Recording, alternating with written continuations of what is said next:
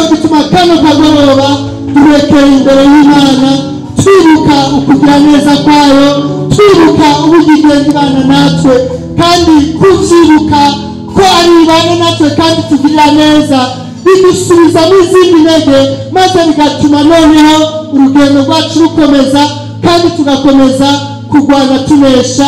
Imana ihabwa icubahiro cyane kandi ikomerwa amashi menshi. Tukizingira ko nagomba ngo uduze ijwi ryawe dushimire Imana, tuyishimire ivyo yadukoreye, tuyidugirize amashimwe, kandi iraza kumva amashimwe yacu kandi iratugirira neza. Yesu abahezagire cyane. Reka tuduze amajwi yacu dusenge. Data, mu izina rya Yesu Kristo turaguhaye icubahiro uno mugoroba. Ijambo ryawe mwami ryatubwiye ko iyo atari wowe wubaka inzu ngo abayubaka baba baruhira ubusa, kandi ngo niyo atari wowe uzigamye igisagara mu muteranyi abera amaso ubusa. Rero turagushimiye ko intsinzi zose twazishitseko ku bwawe. Turagukomera amashi menshi, wowe nkomezi zacu, wowe ubane natwe, imitima yacu yavyibuka ko mwami Imana dushoboza byose, nawe uduhe inkomezi. Rero uno mugoroba turakwinjiza ngo wakire amashimwe yacu, wakire ishimwe ryo mu mitima yacu mwami. Tugushimiye dukoresheje amatazirano y'indirimbo, tugushimiye dukoresheje mwami amashikanwa twagushikaniye mu byo waduhaye, kandi mwami ibyacu byose, ibituguza byose biragutaziriye, kuko ariwe nkomezi zacu, kuko ariwe mahoro yacu. Amashimwe yose kuvugiriza impundu, gukomerwa amashi, bitugaruke ko kuko ariwe Mana yacu. Kandi mwami dukiriho ishimwe ryawe rizohora mu kanwa kacu. Turagukomera amashi menshi, turaguhezagiye, ukomeze kubana natwe no mu wundi mwanya mwiza w'ijambo ryawe. Utugirire neza mwami, ntabanje mboneka, ariko izina ryawe rihabwa icubahiro. Mu izina ryawe rya Yesu Kristo dusenze, amen. Amashi menshi ku Mana yacu.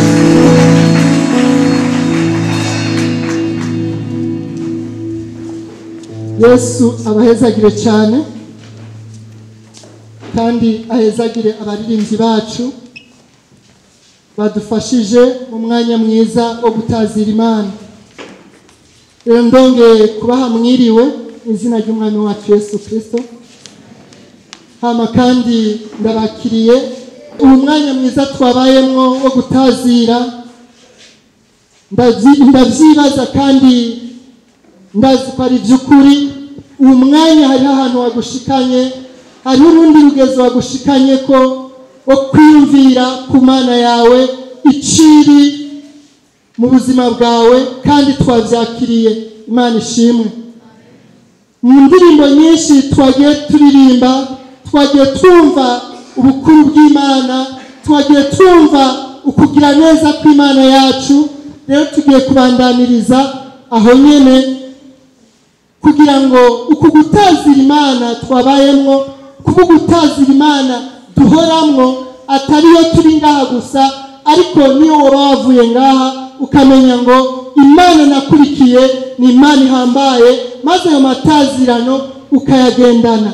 Niba yagendana, imisozi iri imbere yawe yose izokubisa, izocika ibiyaya urengane, kuko nagomba kubwire ngo n'imisozi n'ibibazo birumva ugutazira Imana kwawe, birumva ubushobozi bw'Imana. Iyo uri kurayitazira ukavuga ubukomezi bwayo, ibyari byigize ibikomeye biramenya ngo hari undi akomeye kunsumbya, bigaca bugufi, nawe ukabandanya. Imana yacu yabwa icubahiro. Imana ishimwe. Biratubereye ko abantu b'Imana igihe cyose tuje imbere yayo tukamenya icyo twakira, tukamenya icyo tuhavana, bitari ibintu tubamwe turi hano gusa, ariko bitubere ubuzima. Imana ishimwe cyane.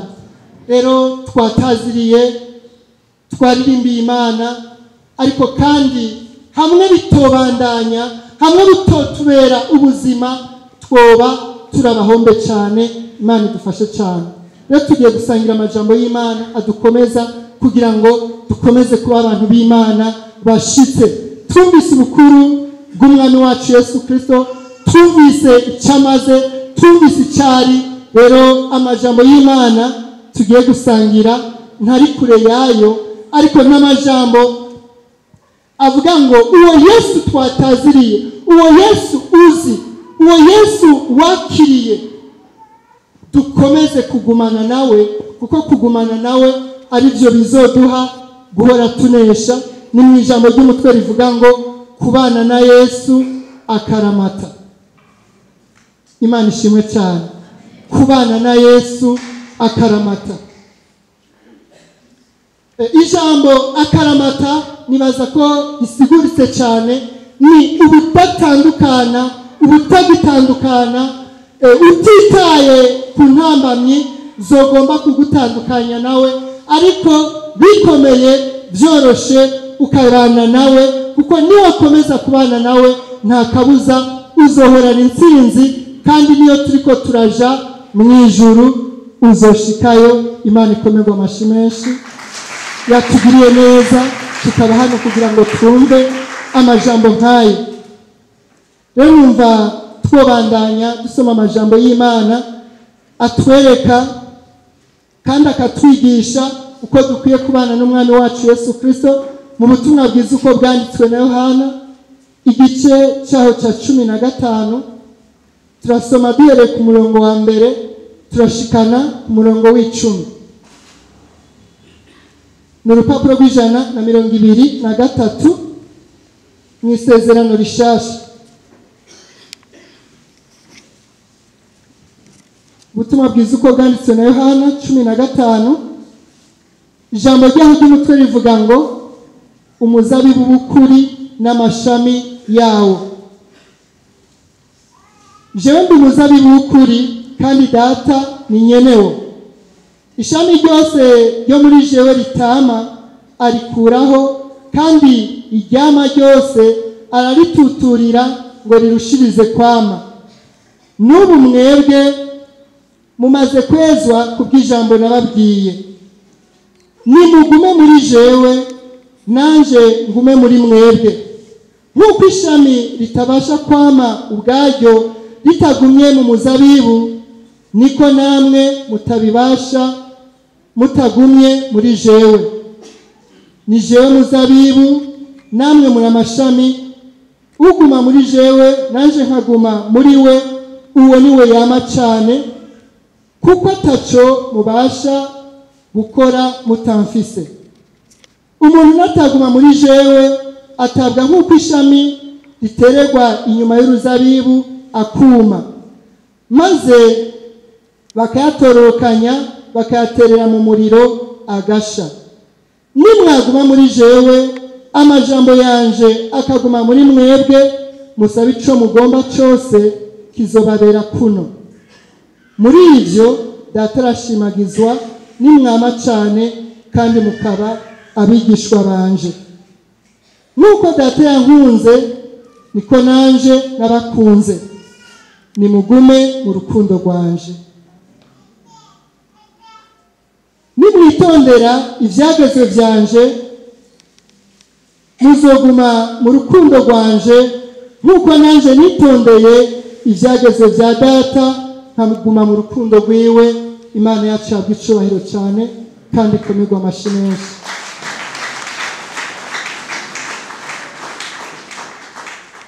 Imana ishimwe. Amajambo y'Imana dusomye atubwiye ko Yesu niwe muzabibu, natwe turi amashami. Ayo majambo nivyo ushobora kuba umaze kumva inshuro nyinshi, ariko numva nsenga Imana mu mutima wanje kugira ngo uno mugoroba icyo Imana yarungitse muri aya majambo nawe ucakire. Ijambo nkomeza kubona riguma rigaruka ni ijambo rivuga ngo mugume mu rukundo rwanje. mugume muri jewe. Imana ishimwe. Nibyo warakijijwe cyangwa se niwaba utaranakizwa uracyafise amahirwe, uyu munsi urashobora kugenda ukijijwe, ariko ibyo byonyine ntibihagije. Yesu yavuze ngo ko ari we muzabibu natwe turi amashami, kugira ngo bikunde twame cyangwa se ngo tugire ubuzima ni uko tuguma kuri we. Imana ishimwe cyane. Ngo kuko n'ishami ubwaryo ngo ntiribasha kwama ritagumye ku giti. Imana ishimwe. Ayo majambo aravuga ngo iki, cyangwa se ashatse kutubwira iki? Ijambo ry'Imana turiko turasangira ritubwira ngo kubana na Yesu akaramata. Hari inyigisho zimwe zimwe zigenda zivuga ko ngo iyo umuntu yamaze gukizwa, iyo umuntu yamaze kwakira Yesu akamwizera ngo biba biheze, ariko siko biri. Ishami ritagumye ku muzabibu, ego n'iryo ryari ishami, ariko ritagumye ku muzabibu nta kabuza ntirishobora kugira ubuzima, rizuma kandi ryumye ngo rizotererwa mu muriro riturirwe. Imana idufashe cyane. Iyo niyo ngaruka mbi ikomeye cyane yo kutaguma ku muzabibu, yo kutaguma muri Yesu Kristo twizeye tukamwakira maze tukamusezeranira kuzobana nawe ibihe bidashira. Imana ishimwe. Rero amajambo aravuga ngo gira umwete ugumane nawe, kuko niwagumana nawe niho bizokubera byiza. Hama mbega twogumana nawe gute? Aya majambo ari mu murongo twasomye w'10, havuga ngo nimwitondere ibyagezwe byanje muzoguma mu rukundo rwanje nk'uko nanje nitondeye ibyagezwe bya data nkaguma mu rukundo rwiwe. Imana ishimwe. Kwitondera ibyagezwe by'Imana, kugerageza kukibamwo, kurondera kugira inkomezi zishoboka kugira ngo witondere ibyagezwe byiwe, ibyo bizoguhesha kugumana nawe. Imana ishimwe. Ijambo ry'Imana avuga ngo amajambo y'Imana abe muri mwebwe agwiriye, kuko ari azobashoboza kunesha imyami yose ya wa mubi yaka umuriro. Imana idufashe cyane. Amajambo y'Imana agume muri twebwe agwiriye. Niyo tuzibuka ibyo umwami yavuze haba mu gihe kanaka tuyakoreshe tuyabemwo. Mugabe iyo tutariko turaba mu majambo y'Imana biduhesha kuba kure y'umuzabibu, kandi uko tuba kure y'uwo muzabibu bituma tutama, kandi ngo ishami ryose ritama ngo ararikurako hama rigatererwa mu muriro. Imana idufashe cyane. Rero jiwe nawe uno mugoroba nk'umutwaro turushirizeho kwitwararika kubana na Yesu akaramata. Ibikomeye ntibikagutera ubwoba, ibikomeye ntibikantera ubwoba, mugabo dukomeze kubana nawe muri ya matazirano, muri kwa kwibuka ko ari Imana ihambaye, muri kwa kwibuka ko nubwo noba ndi umunyantege nke ninamwisunga azompa inkomezi, azonshoboza, kandi ndi kumwe nawe nzoshika. Imana ishimwe cyane. Ibyo kubyibuka bizoduhesha gushika amahoro. Imana ishimwe. Nakomeje kwiyumvira kuri Mukristo. Mukristo mu rugendo yaragiye, ariko akiri kagenda mu rugendo hagati yageze mu kiyaga, aho byasaba ko ategerezwa gucamwo, kuko niwe ashobora guca hirya y'icyo kiyaga kugira ngo urugendo rurangize, nuko icyo kiyaga wategerezwa kugicamwo. Hama ntibyari byoroshe, kuko uwo bari kumwe abonye atanguye gutwarwa, abonye bitanguye kugorana, iby'urugendo yaciye abiheba aca yicira ahandi. Mugabo wategerezwa guca n'urwo ruzi. Imana idufashe cyane.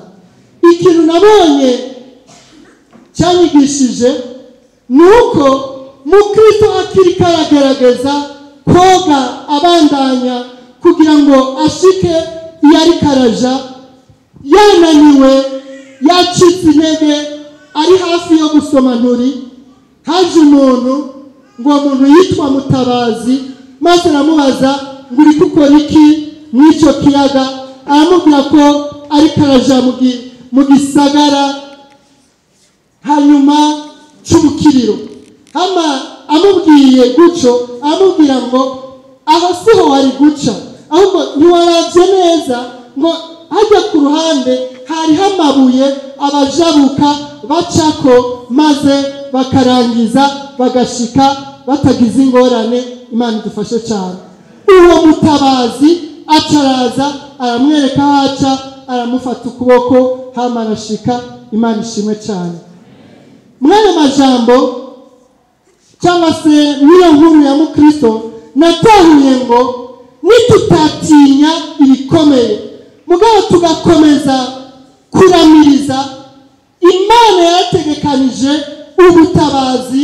Imana iriteguye gufasha bene uwo muntu makarangije urugendo. Imana ikomerwa amashi menshi, ikadutererana mu bikomeye, iza ikabana natwe kandi ikaduha gushika. Imana ishimwe. Rero kubw'ibyo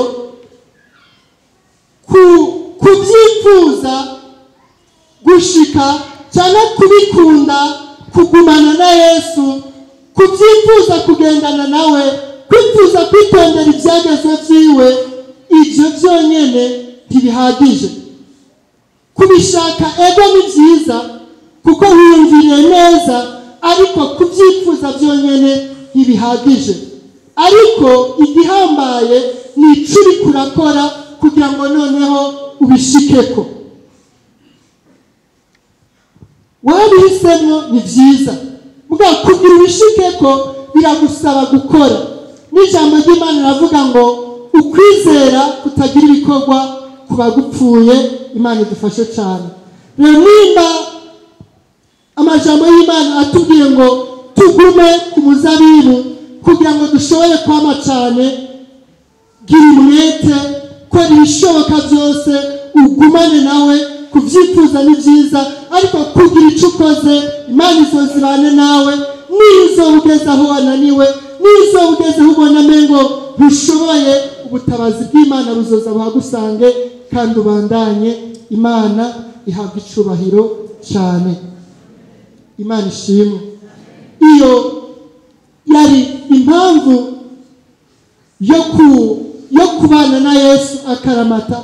Nitwabana nawe tuzama cyane, ariko nitutabana nawe tuzotemwa, tuzuma. Rero amakuru cyangwa se ubutumwa bwiza bw'uno munsi nubwo kugira ngo tubane nawe akaramata, hanyuma dushobore kwama ivyamwa.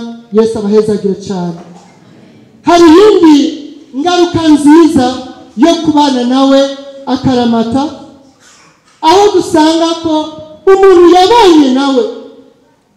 Ubundi iyo uri kurabana n'Imana, ubundi ubana nayo mwibanga, abandi batarinze kubimenya, ubundi uyirondera, ubundi ugerageza kwitondera ibyagezwe byayo. Nagomba nakubwire ngo ibyo irabimenya.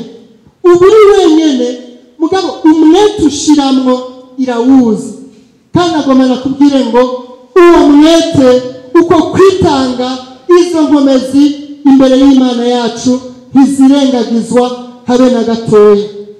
Rero nimba hari icyo uri kurakora, ubikomeze, ubishishikare, kuko abameze gutyo Imana yasezeranye kwizobana nabo. Imana ishimwe. Reka dusome amajambo y'Imana dusanga mu Zaburi ya 90 duhereye ku murongo wa 14 dushikane ku wa 16. Turabukuru bigendekera umuntu yabanye n'Imana akaramata, umuntu yabanye na Yesu akaramata, akabana nawe mu bikomeye no mu byoroheje, agakomeza kugendana nawe. Ni Zaburi ya 91 urupapuro rw'amajana 677 umurongo wa 14 haravuga ngo kuko yankunze akaramata nico gituma nzomukiza nzomushira hejuru kuko yamenye izina ryanje azonyambaza nanje ndamwitabe nzobana nawe mu marushwa ndamukize muhe icubahiro nzomuhaza kuramba kandi nzomwereka agakiza kanje Imana ishimwe cyane kuko yankunze akaramata utabaye nka Nyamujiganino umwe yari kumwe na Mukristo ageze aho bikomeye agaca yisubirira inyuma akaja kurondera izindi nzira utabaye uko mugabo mu bikomeye akamenya ngo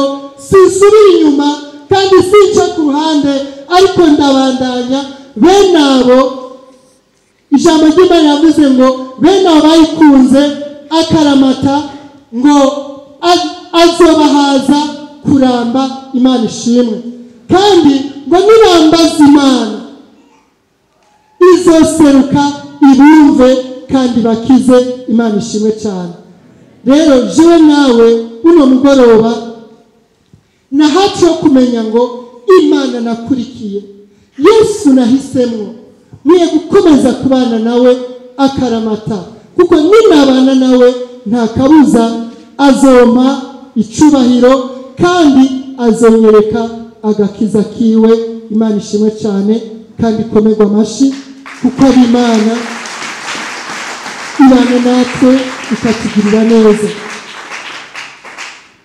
rero umugoroba nk'uyu uba ari umugoroba wo gutazira Imana no kwibuka ibikorwa byayo bihambaye n'ukuntu igenda ibana natwe amajambo y'Imana turayabwiwe kandi bizigira ko hari icyo umaze kwakira kubw'aya majambo umwese muri twebwe yigira inama yigira ingingo yifatira ingingo ni by'ukuri ibidusamaza ni byinshi ibirusha umutima ni byinshi mbese rimwe na rimwe ukageraho wiyumvira wa Yesu wumva wa Yesu utazira wa Yesu yavuze ko azobana natwe ukageraho wiyumvira kumengo ntakiri kumwe nawe ariko nagomba nakubwire ngo niwakomeza kubana nawe akaramata nta kabuza uzobona kugira neza kwiwe uzobona gutabara uzobona gukomeza mbese n'abagusuzuguye n'abavuze ngo mbega ibyarimo n'ibiki amaherezo bazobona ko Imana yari kumwe nawe kandi nawe uzonezerwa Imana ihabwa icubahiro cyane Imana ishimwe ijambo ry'Imana mu Izaburi ya 25 riravuga ngo Izaburi ya 25 umurongo waho wa 3 haravuga ngo ni koko abakwiteze nta uzomaramara abahemuka atanyanduruko nibo bazomaramara Imana idufashe cyane nuko kubana na Yesu nuko kubana na Yesu ubudatandukana nubwo ugeze aho bigoye nubwo ugeze aho udatahura mugabo ugakomeza kubana nawe ijambo ry'Imana yavuze ngo niba ukomeje kumwitega abamwiteze nta uzomaramara mugabo ngo abahemuka atanyanduruko bakamuvako kumbure batewe ubwoba n'icyo bagezemo batewe ubwoba n'igihe bimaze bakamuvako abo ngo nibo bonyene bazomaramara mugabo ngo abamwiteze bose nta uzomaramara Imana ikomerwa amashi menshi nari numva ntobicisha amajambo ariko kano kanya dufata umwanya mwiza wo gusenga urugendo twararutanguye ariko bizotubera byiza nitwarurangiza amahoro rero kano kanya dufata akanya keza ko gusenga kuko abo twatanguranye bose si bose bakibandanya. Ku bw'ibyo hatabaye akanya keza ko gusenga no kwakira amajambo y'Imana ngo tuyabike mu mitima yacu, birashoboka nawe kutarangiza nk'abandi. Ariko niwizera Imana ukamenya ngo abamwiteze bose ntawe uzomaramara, ukabyakira mu mutima wawe maze ukabigendera, hama ugashishikara ibyagezo byiwe, nta kabuza tuzonesha, nta kabuza tuzoshika, nta kabuza tuzotabarwa. Rero yaraye majambo y'Imana narifise dusangira uno mugoroba avuga ngo kubana na Yesu akaramata. Uwo Yesu wamenye ntukamuveko, uwo Yesu wamenye ntukamurekure, niyo byaba bikomeye uzomugumeko, kuko niwamugumako amaherezo uzotahukana intsinzi. Yesu abahezagire cyane kandi Imana ikomerwe amashyi menshi. Tuzaguruke dusenga Imana.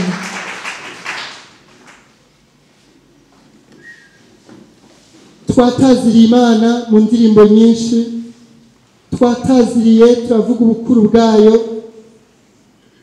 ngo ibyo dukenera byose biri muri Yesu. Dushaka ubwami bw'Imana no kugororoka. Rero numva tugiye gufata akanya keza dusenga Imana. Umwe wese wo muri twebwe yumve yisengera. Ibikunaniza ntabyo nzi, ibikugora ntabyo nzi, mugabo icyo nzi cyo nuko umwe wese afise ibimukwega, nuko umwe wese afise intambara arwana nazo, akageraho yumva umengo yorekura uwo Yesu.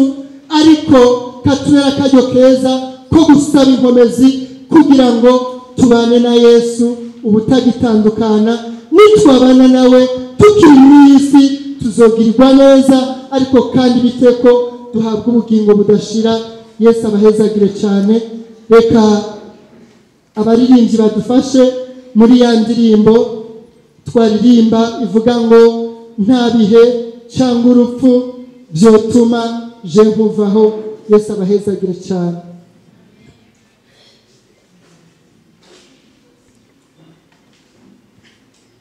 Tuvyaguruke dusenge. Nta yindi ndirimbo numva mu mutima uretse iyo kuvuga ngo Yesu warakoze. Indirimbo numva mu mutima uretse iyo kuvuga Yesu warakoze. Nta yindi ndirimbo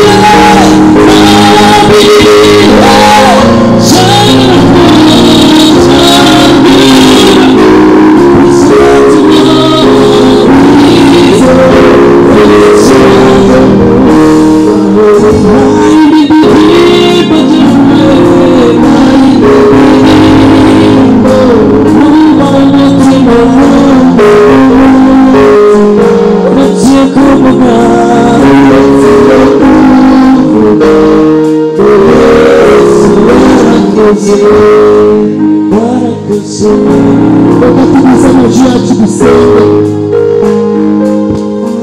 twumvise amajambo y'Imana atubwira ngo kubana na Yesu akaramata kandi turabirize ngo ntabihe cyangwa urupfu bizatuma jewe bivate kandi ngo ntabihe nta n'urupfu bizatuma jewe kureka mbega yumva wemezanya n'uyu muririmbyi n'aya majambo yaririmbye nimba yumva ari byo bishimira Imana ariko kandi unasaba inkomezi. Ijambo ry'Imana riravuga ngo umutima ntukuze ariko umubiri ufise intege nke, kugira ngo icyo umutima ukuze bihuze n'umubiri maze umubiri nawe wambikwe inkomezi tubibemwo tubishobore. Birasaba gusenga, birasaba guhamagara Imana, wizigira kuri kurasenga. Amajambo y'Imana twayumvise, Yesu ni umuzabibu natwe turi amashami.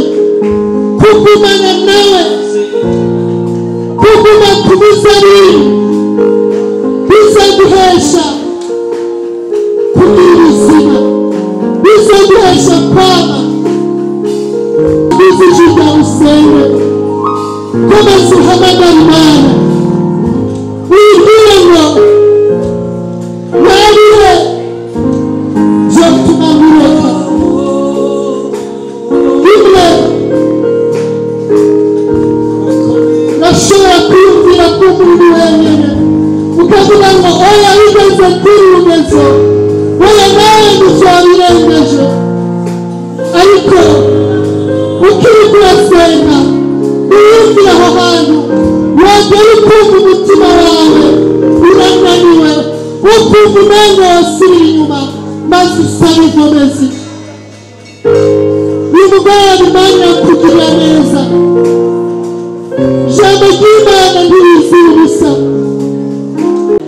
Niwagira uwo mwete, niwagira iryo shaka, hama ntibiherere no kugira ishaka gusa, ariko ukagira icyo ukoze.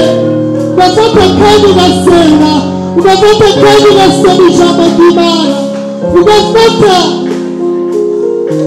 ingingo mu mutima wawe wo kuba mu ijambo.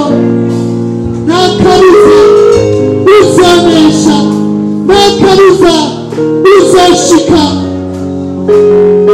Igihe kimwe Petero aravuga ngo nubwo abandi bose bakureka, nubwo abandi bose baguheba, jewe nzogendana nawe.